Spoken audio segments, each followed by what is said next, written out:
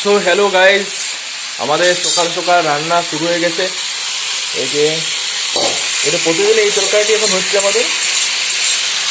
দেখো বাবা কাল্লা পেরে নিয়ে এসছে। বাবা তুমি কাল্লাগুলো কোথায় পেলে?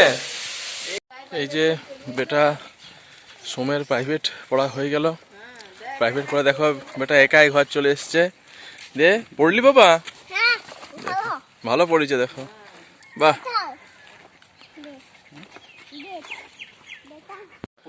এই যে এই কাল্লা গাছটা দেখো কত ফুল দিয়েছে এবং গাছটা পড়ে গিয়েছিল, তো বাবা সেটাকে ঠিক করে 4টার মতন কাল্লা, একটা ছোট আর 3টে বড় বাবা কাল্লা করেছে। এবং দেখো এই বছর কিন্তু আমাদের এই গাছটা কিন্তু চট করে আম ধরে না, মানে মুচির মতন হয়ে যায় আর কি।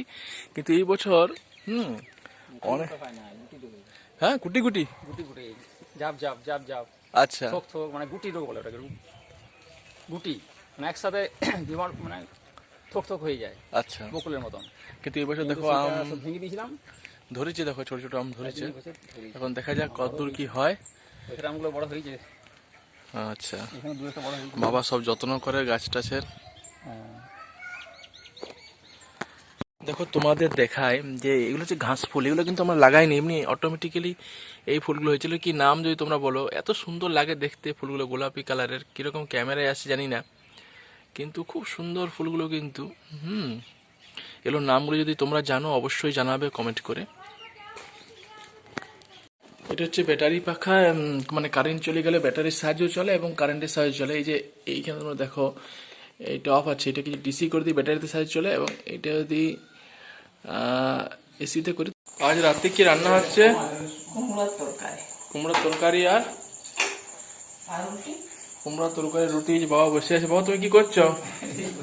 ঘুরতে গেছিলে? বাগানে ঘুরতে গেছিলে। এই যে এখানে কুমড়া মনে সিদ্ধ হয়েছে, গরম হালকা এই কাটা হয়েছে এবং সিদ্ধ হয়েছে এগুলো।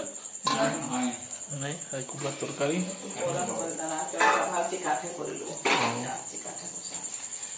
দুধ গরম হচ্ছে, চা হচ্ছে। তুমি কি করছো? দাঁড়িয়ে আছো? ঠিক আছে। বেটা পড়ছে নাকি?